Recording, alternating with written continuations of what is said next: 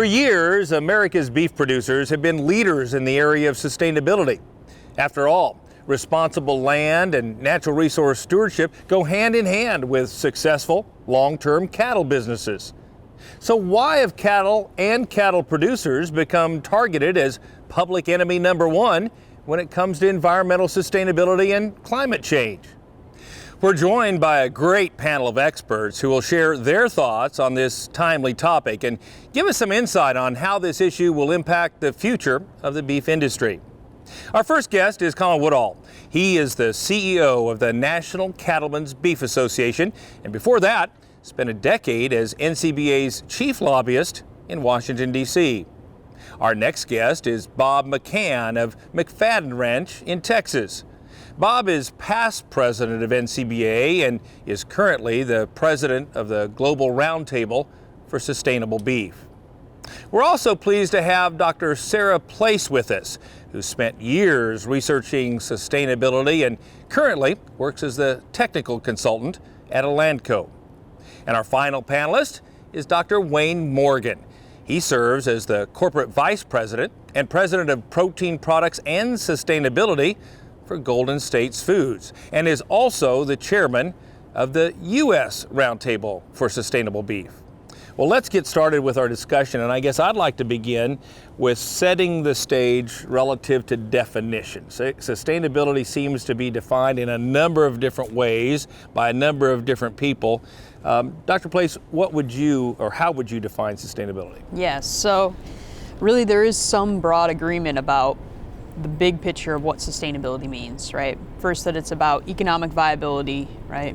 Environmental stewardship, and social responsibility. All three of those things combined, and then it's about a long-term perspective, right? So there is a lot of agreement there, and hopefully as viewers are thinking about that, economic viability is number one, right? You have to be profitable to be sustainable. That is very key.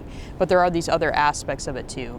And some of the controversy, if you will, or some of the disagreements about sustainability is how we rank some of the issues under each one of those umbrellas, if you will. And that's where different groups' efforts to actually get everybody in the room, all the interested parties, and come up with a firm grasp of what we're all going to agree on that sustainability is about is so important. Well, Kevin, sustainability really speaks to the core of our businesses as cattle producers. And, you know, although it's somewhat of an unfamiliar term to a lot of producers, it's been something that we've always done and always cared about.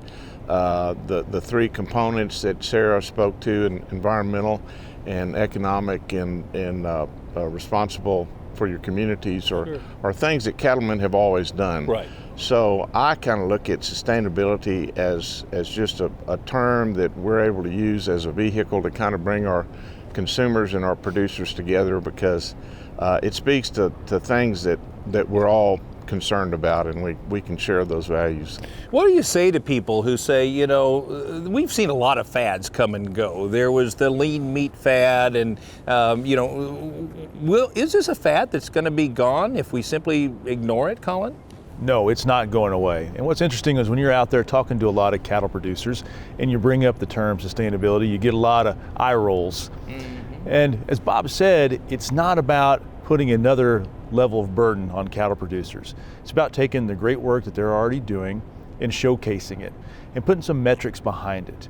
Because when you look at the consumer, when you look at Congress, when you look at the regulators, when you look at the international consumer, and also when you look at Hollywood these days, the pressure is there. That's not going away. It is here to stay. So we could put our head in the sand and say, well, we're just going to let sustainability move on. Well, we'll be left behind. And as J.D. Alexander, a former NCBA president, once said, if you're not at the table, you're going to be on the menu. And so that's why we're at the table in this discussion of sustainability. That's a great way to put it. And so you mentioned some of those special interest groups. It's amazing how many people are weighing in on this topic. I guess, Wayne, you spend a lot of time with consumers. I'm curious, are consumers also making decisions based on sustainability? Yeah. Well, our customers tell us that yes, they are. That they're being asked questions. What are we doing for the environment? How are we producing our products? What are the things that we are doing that makes a difference in the world that they live in? And if their customers are asking those questions, those customers are our customers. We're all in this industry together. We're tied together from the beef producer to the feed yard to the packer to the processor to the retailer, all the way to the consumer. And if those consumers have those questions, then they're questions that we need to face also. Yeah. And so when they have those questions, I guess the question becomes, how do we even begin measuring it? Are you more sustainable than you? And how do I know? I mean, you spent a lot of time researching this, Dr. Place. What metrics are put in place to even begin measuring this concept? Yes, and so to even kind of address like the way you're framing that question, right? I think that's important for producers to understand that it's not necessarily about comparing yourself to another producer or whatever it may be, right? It's about thinking about how all those resources fit within your own operation and how you improve yourself, right? And that's very important about this whole topic. And so we do have tools to look at that, right? We can use some of the tools in science to look at the whole supply chain and identify areas where, more of the quote unquote impacts are taking place or more of the benefits from a sustainability perspective are taking place. So for example, that's really where our ranches, our cattle producers shine, right? Is they bring a lot of value to the table, a lot of societal value that at times they don't get paid for, right? In terms of managing the landscape, providing services with cattle that are a little bit beyond food, right? From wildfire suppression in terms of grazing to whatever those things may be. So we can use scientific tools to look at the whole supply chain, things like what are called life cycle assessment, to actually document that and track progress over time. And that's really key to this. Conveying that message to the consumer is having not just the story, which is really compelling, and the imagery, but also the numbers to back it up too.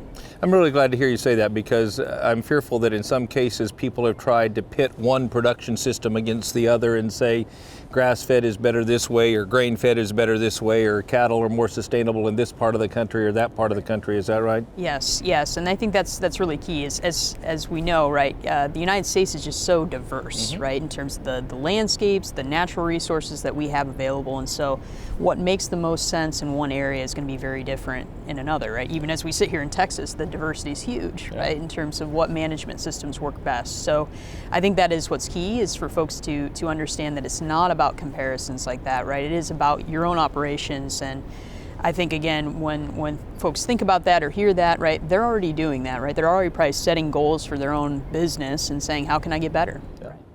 Kevin, I'd just add that, at the U.S. Roundtable for Sustainable Beef, we've taken a multi-stakeholder collaborative approach to try to get input from all the stakeholders, from all the constituency groups across the industry.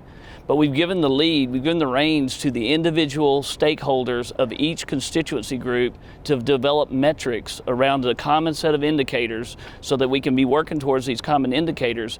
But that constituency group, and in the case of beef producers, the beef producers are making the decisions as to which metrics are important and which ones we should be focused on. That's really encouraging. Yeah, that's right. It's really a collaborative effort, amongst all the stakeholders within the beef link and within the roundtable. And so, I see it as producers, are usually always in a state of continuous improvement, or want to be, because they want to optimize their production on their land, and they want to optimize their livestock production.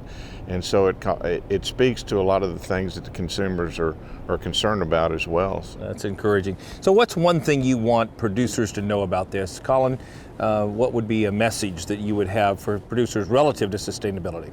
You don't have to be scared of the term. I think that's something that a lot of producers are looking at that, wondering, what am I going to have to do differently? It's not about what you're going to have to do differently. It's about how we just better communicate that to all the stakeholders. And when we talk about the other stakeholders who are part of these roundtables, it's important to know that not all of them are necessarily stakeholders that most cattle producers would want to share a table with, but they are a part of the discussion. So we had to make a choice. Are we going to stiff arm them and just say we don't want to talk to them, or do we want to be a part of that conversation? One of those groups is the World Wildlife Fund. There's a lot of producers out there, a lot of viewers right now that wonder why in the world we're sitting at the table with the World Wildlife Fund, given their track record. But what we have seen is by being at the table, having a conversation with them, educating them, we have seen a shift in their mindset. Sure. And now they're writing articles about the value of grazing. That's something that would not have happened if NCBA was not at the table in this process. That's a great point. I've seen at those meetings the reluctance of people to be accepting of ideas that they haven't heard or people that they don't trust.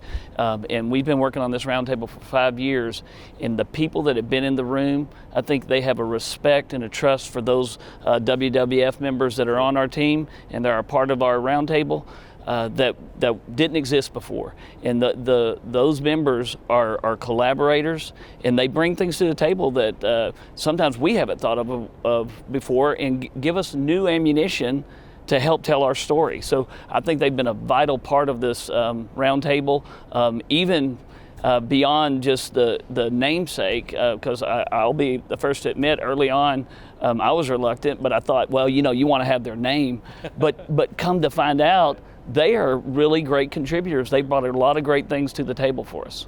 I heard once that a discussion is when you get together to figure out what's right, and an argument is when you get together to figure out who's right. And I think as long as we're having discussions, that's pretty important.